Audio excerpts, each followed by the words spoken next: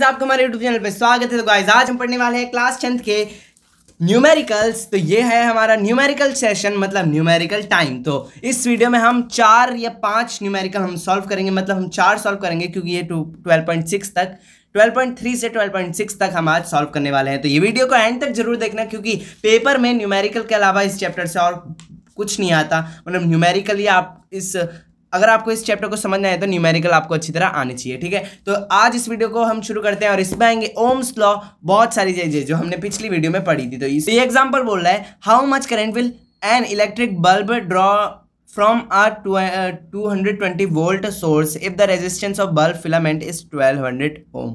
तो first part और second part दो सॉल्व करेंगे हम इसके, मतलब एक न्यूमेरिकल में 2 पार्ट है। तो फर्स्ट क्या कह रहे हैं, एक इलेक्ट्रिक बल्ब है जिसकी वोल्टेज, मतलब कि उसका पोटेंशियल डिफरेंस कितना है, 220 वोल्ट। मैंने आपको बताया था कि हमारे घर में 220 वोल्ट की सप्लाई आती है और ये हमेशा कांस्टेंट रहता है, ठीक है। अब और हमें आई निकालना है। अगर उसका रेजिस्टेंस हमें कितना दिया है, 1200 ओम, ठीक है, 1200 ओम दे रखा है, ठीक है। तो इसको सॉल्व करेंगे तो हमें आई की वैल्यू निकालनी है। तो यूजिंग ओम्स लॉ कहता है V equals to I R. हमने पिछली वीडियो में पढ़ा था ना, V equals to I R हमारा ओम्स लॉ है, ठीक है। तो V हमें 220 दिया है और I निकालना है, और 1200 तो हमें दिया ही। तो ये 1200 यहाँ मल्टीप्लाई का, यहाँ क्या मल्टीप्लाई से डिवाइड में हो जाएगा, ठीक है। अब 0 से 0 कट गई, ये 11 पे और ये 60 पे, 1160 ये 2 से काटा है, ठीक है। तो अब I की वैल्यू अगर हम डेसिमल में निकालेंगे तो ये आएगी हमारी कुछ 0.183 एम्पियर। तो आप इसको एक तरीका ऐसे भी है कि आप इस 0 को अभी मत देखो, 6 को 11 से डिवाइड कर दो, कितना आएगा, जो भी आएगा 1.83 समथिंग कुछ आएगा, और 10 से फिर इसको डिवाइड कर दोगे तो यही वैल्यू आएगी, ठीक है। अब इसका बी पार्ट देखें तो बी पार्ट बहुत ही ज़्यादा इजी है, क्योंकि हमने ये वाला पार्ट इतनी इजीली कर लिया तो वो तो और भी आसान होगा। How much current will an electric heater coil draw from 220 volt source if the resistance of the heater coil is 100 ओम। तो इसमें क्या बोला है कि how much current will an electric bulb of heater flow, electric heater coil, ठीक है। इसमें भी हमें V कितना दिया है, 220 वोल्ट, ये B पार्ट है, ठीक है। मैंने बोला था हर जगह 220 वोल्ट ही होगा, और R हमें दिया है 100 ओम। तो हमें इसका क्या निकालना है, I निकालना है। तो दोबारा से using Ohm's law, V equals to I R, V हमारा 220, I इंटू 100, तो ये डिवाइड में चले जाएगा और इसका आंसर आ जाएगा हमारा, एक 0 से एक 0 गई और डेसिमल ऊपर लग जाएगा, तो 2.2 एम्पियर, ठीक है। तो करंट की मैंने आपको पहले भी यूनिट बताई है, कितना होता है, एम्पियर, एम्पियर उसकी यूनिट होती है। अब बढ़ते हैं हमारे 12.4 न्यूमेरिकल की तरफ जल्दी से। तो ये थोड़ा सोचने वाला क्वेश्चन है और थोड़ा सा मुश्किल भी क्वेश्चन है, पर हम इसको बहुत ही ज़्यादा इजीली समझेंगे। तो ये क्या है, potential difference between the terminal of an electric heater is 60 volt with when it draw a current of 4 ampere from the source, What current will the heater draw if potential difference is increased to 120? तो ये बोल रहा है, अगर किसी भी heater के terminals के बीच में पोटेंशियल डिफरेंस, मतलब वोल्टेज हमारे 60 वोल्ट है और वो करंट कितना यूज़ कर रहा है, 4 एम्पियर कर रहा है, तो हमें बताना है कि वो उसका पोटेंशियल डिफरेंस कितना होगा जब हम पोटेंशियल डिफरेंस को दुगना कर देंगे, मतलब 120 वोल्ट कर देंगे, ठीक है। तो यहाँ पे 120 दिया है। तो पहला केस है हमारा, फर्स्ट केस देखेंगे। तो अगर हमें दूसरा निकालना है तो उसके लिए पहले हमें इसका रेजिस्टेंस निकालना पड़ेगा, मतलब फर्स्ट केस वाले का, जिसमें हमारा I तो 4 एम्पियर है और पोटेंशियल डिफरेंस हमारा कितना है, पोटेंशियल डिफरेंस है हमारा 60 वोल्ट। तो इसमें यूजिंग ओम्स लॉ, ये आपको हर जगह लाइन लिखनी है वरना आपका हाफ मार्क डिडक्ट हो सकते हैं, ठीक है। तो V है हमारा 60, I हमारा 4 इंटू आर, तो 60 को 4 से डिवाइड करेंगे तो R हमारा कितना आ जाएगा, 15 एम्पियर, नहीं ओम, ठीक है। तो हमारा R 15 ओम आ गया। अब हमारा सेकंड जो केस है वो R हमारा क्या रहेगा, अब हमें पोटेंशियल डिफरेंस निकालना है। तो हम यूज कर सकते हैं यूजिंग ओम्स लॉ, सेम करेंगे। अब I हमें दिया है 4 एम्पियर, हमें यहाँ पे 2 चीज़ निकालने के लिए बोला था, मतलब इसमें हम पे 2 चीज़ होनी चाहिए। V हमारा कितना है, 120 एम्पियर। तो अब हमें इसके बीच का पोटेंशियल डिफरेंस निकालना है, ठीक है, रेजिस्टेंस निकालना है। यहाँ पे थोड़ी गलती हो गई, हमें इसमें I निकालना है। अगर हमें V कितना दिया है, V हमें दिया है 120 वोल्ट और R तो हमने अभी निकाला है मतलब 15 ओम। हम R यहीं का यूज़ करेंगे, ठीक है। अब यूजिंग ओम लॉ करेंगे तो हमारा V equals to I R, यहाँ पे मैंने लिख दिया, इसको आप यहाँ पे लिख लेना।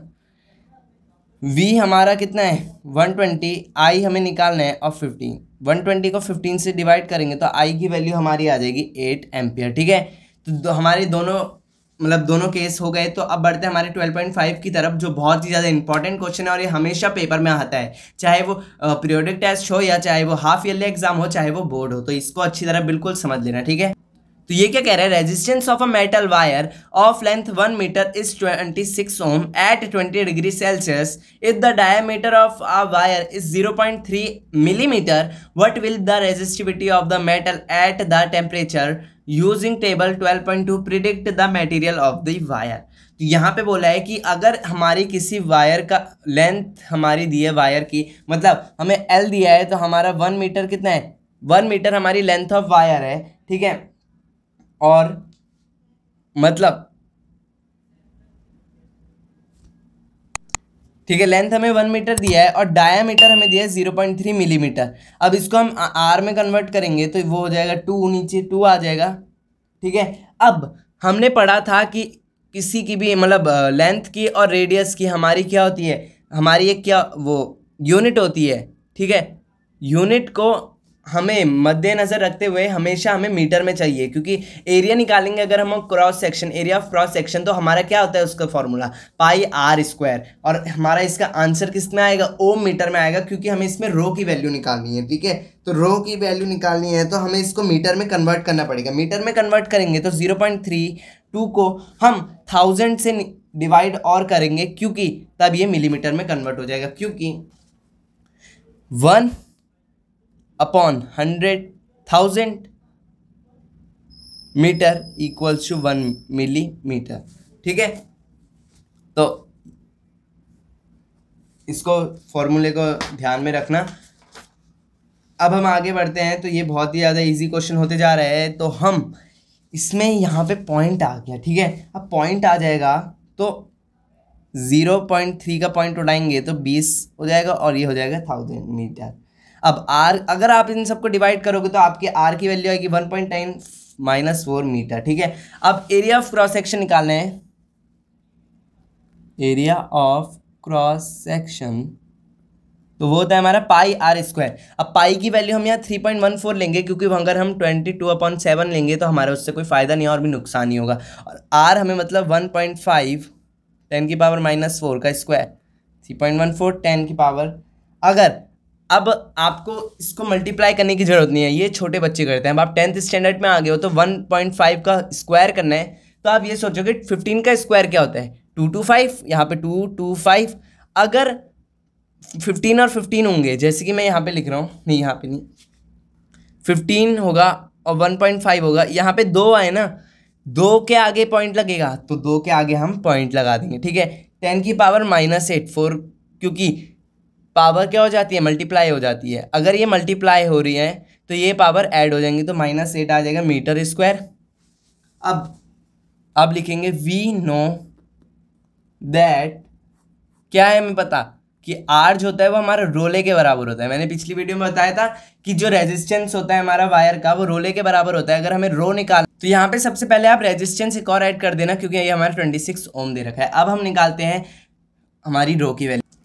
तो रो का फॉर्मूला क्या निकाला अभी हमने पीछे, मतलब अब निकालेंगे तो ये जो हमारा आर इक्वल्स टू रोले था, अब ये ए यहाँ डिवाइड में है, अब ये ए यहाँ डिवाइड में है, इसको मत देखो, ये यहाँ ए डिवाइड में है, यहाँ के मल्टीप्लाई हो जाएगा और एल यहाँ पे डिवाइड में चल जाएगा, ठीक है।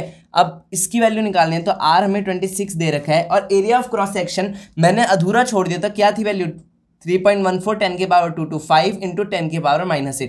अगर आप इसको वहीं पे सॉल्व करते तो आप बहुत ही ज़्यादा मुश्किल में पड़ जाते, क्योंकि बहुत ज़्यादा लंबी कैलकुलेशन जाती इसकी। तो आप इसको वहीं तक इतने तक छोड़ देना, ताकि आप इसको यहाँ पे मतलब पुट कर सको। अब 1 मीटर हमें ये दे रखा है, तो 1 तो कुछ काम का नहीं है। अब इन सबको एक साथ सॉल्व करोगे तो आपको ज़्यादा आसानी होगी, मुश्किल तो तब भी होगी पर उससे ज़्यादा कम होगी। तो इन सबको मल्टीप्लाई करने पे आएगा 183.6900 × 10⁻−8 ओम मीटर, क्योंकि रेजिस्टिविटी की यूनिट क्या होती है, ओम मीटर। अब रो की वैल्यू निकालनी है, तो डेसिमल रूल ये कहता है कि हमेशा अगर कोई भी वैल्यू पॉइंट में आ रही है तो पॉइंट उसके एक डिजिट के मतलब बाद होना चाहिए, मतलब 1.836900 होना चाहिए। अब मैंने इसको 2 पॉइंट आगे जंप करवाया है, तो यहाँ से 2 पॉइंट, मतलब कि मैंने ये करा कि 10, इस पॉइंट को भूल जाओ, ये है पॉइंट। अब ये -8 था तो मैंने इसको ऊपर भी 10 से नहीं 100 से डिवाइड कर दिया और नीचे भी 100 से डिवाइड कर दिया, ठीक है। तो अब क्या होगा यहाँ पे, जब ये इससे जाएंगी तो यहाँ पे 2 0 कट जाएंगी, या आप ये समझ लो इन दोनों को डिवाइड करेंगे तो 1.836900 आएगा और 10 की पावर इन दोनों में क्या हो जाएगा, डिस्ट्रक्शन हो जाएगा और 10 की पावर -6 आ जाएगी और ओम मीटर हमारा इसकी यूनिट, ठीक है। तो ये आपकी रो की वैल्यू आ रही है। अब आपको टेबल में चेक करना है कि ये वैल्यू किसके साथ मिलती जुलती है। एग्जैक्ट वैल्यू कभी भी किसी की नहीं आ सकती, मतलब जो एग्जाम्पल वाले हैं उनको तो पता ही रहता है ना आंसर, इसलिए उनकी निकल जाती है। तो 1.83 है, इन सब डिजिट को भूल जाओ, 1.83 है ना, इस पे गौर करो तो इससे मिलती जुलती वैल्यू आ रही है 1.83, 1.83, 1.83, 1.83। यहाँ पे 1.84 है और 10 की पावर -6 है, मतलब यही हमारा वो मेटल है। तो मेटल क्या है, वो हमारा मैंगनीज है ये कुछ, ठीक है। तो मंगानीज तो ये फनी वे में मंगानीज कह सकते हो, वरना मैग्नीज है, ठीक है। तो इसकी वैल्यू हमारी 1.84, 10 की पावर -6 आ रही है। तो ये हमारी क्या है, इसके साथ मतलब मिलती जुलती है, ठीक है। तो अब देखते हैं हमारा लास्ट मतलब 12.6 जो हमारा लास्ट क्या है एग्जाम्पल, इतना मतलब इस पूरे चैप्टर का नहीं, जो आज वीडियो का लास्ट एग्जाम्पल है। तो यहाँ पे मैं किसी चीज़ की वैल्यू ज़्यादा तो नहीं बताई, पर ये बोला है कि a wire of given material having length L and area of cross section A। यहाँ पे L दे रखी है लेंथ, मतलब लेंथ हमारी L है और A हमारा A है और R हमारा 4 ओम है। तो what would be the resistance of another wire of the same material having the length half and मतलब L/2 and area of cross section of 2A। तो यहाँ पे फर्स्ट केस है हमारा, ये फर्स्ट केस मान लो। अब हमें इसमें पहले क्या निकालना है, इसमें हमें क्या वैल्यू निकालनी है, R1 की हमें वैल्यू दे रखी है, ठीक है।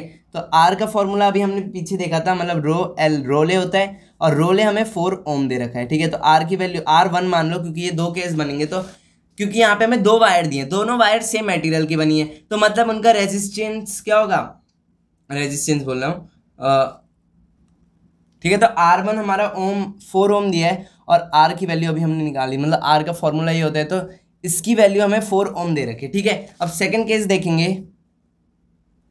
तो वहां पे बोला है कि जो लेंथ है वो हाफ है, जितनी पहली थी उसकी हाफ है, मतलब L/2। पहले कितनी लेंथ थी, L थी, अब हाफ है तो मतलब L/2, और एरिया कितना है, वो हमारा 2 है, मतलब पहले से 2 गुना, ठीक है। अब हमें क्या निकालना है, नाउ R2 निकालना है, जिसका फॉर्मूला तो यही होगा, पर अब इसको हम एक और चीज से डिवाइड करेंगे, मतलब कि सॉरी यहाँ पे A आ जाएगा, ये फॉर्मूला लिख दिया, R2 लिखेंगे, रो की वैल्यू हमें नहीं पता पर L की पता है, L की क्या है, L/2, और बड़ा सा एक ब्रैकेट वो अपॉन में डालेंगे, A की वैल्यू हमें दी है 2A, ठीक है, और नीचे 1 आएगा, क्योंकि किसी के नीचे नहीं होता कुछ, तो उसके नीचे क्या होता है, एक, सबका मालिक एक, ठीक है। तो R2